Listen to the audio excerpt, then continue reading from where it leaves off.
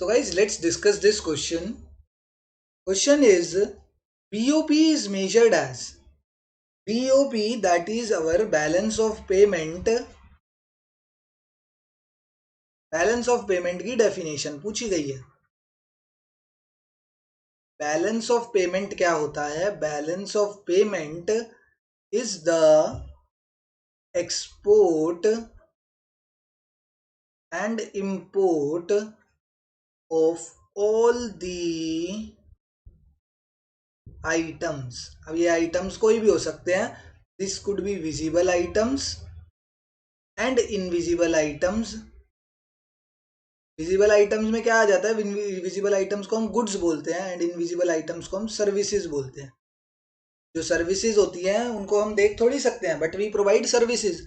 अब जैसे मैं किसी अमेरिकन कंपनी में मान के चलो इंटर्नशिप कर रहा हूँ, तो मैं उनको कोई गुड्स थोड़ी प्रोवाइड कर रहा हूँ, मैं उनको अपनी सर्विसेज, अपनी एक्सपर्टीज प्रोवाइड कर रहा हूँ.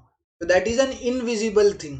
बट वहीं पे अगर मैं किसी अमेरिकन सिटीजन को अपने घर का फर्नीचर बेचता हूँ, ठीक है, मैं अपना फर्नीचर एक्सपोर्ट कर रहा हूँ, तो वहां पर मैं विजिबल आइटम को एक्सपोर्ट कर रहा हूँ.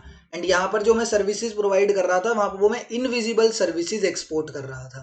तो बैलेंस ऑफ पेमेंट जितने भी एक्सपोर्ट्स हैं, जितने भी इंपोर्ट्स हैं, of all the items, visible items हो या इनविजिबल आइटम्स हो, दोनों को जब कंसीडर करता है, that is known as balance of payment. यहाँ पर देखो डिफरेंस बिटवीन सिर्फ विजिबल आइटम बोला गया है. विजिबल आइटम सिर्फ है, ठीक है, तो गलत है. सिर्फ इनविजिबल आइटम है तो गलत है. बोथ विजिबल एंड इनविजिबल होना चाहिए. Difference between external and internal flow of gold, ये भी गलत है. सिर्फ गोल्ड कहाँ से आ गया भैया? मैंने कहा export and import of all the items. अब गोल्ड तो सिर्फ विजिबल आइटम में आ जाएगा ना. एंड विजिबल आइटम में भी सिर्फ एक चीज है गोल्ड, और भी बहुत सारी चीजें हो सकती हैं. क्या पता फर्नीचर हो, क्या पता कोई मेटल हो, कोई भी चीज हम एक्सपोर्ट या इंपोर्ट कर सकते हैं. तो ये तीनों ही गलत है. ऑप्शन नंबर 4 जो है, that is the accurate definition for BOP. That is, it is the difference between all the receipts. Receipts का मतलब क्या होता है? एक्सपोर्ट.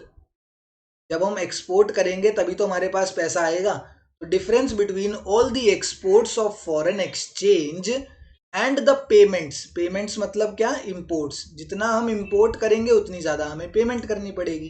तो it is the difference between the export and import of foreign exchange. यहाँ पर ना मैंने एक चीज लिखना भूल गया. मैंने एक्सपोर्ट एंड इंपोर्ट लिख दिया. यहाँ पर मुझे लिखना था, इसका proper definition balance of payment की क्या होती है? Balance of payment is the difference between export and import of all the items. So that's why option number 4 is the correct answer here. ठीक है. Difference between all the exports of foreign exchange and all the imports of foreign exchange, उसको क्या बोला जाता है? उसको balance of payment बोला जाता है.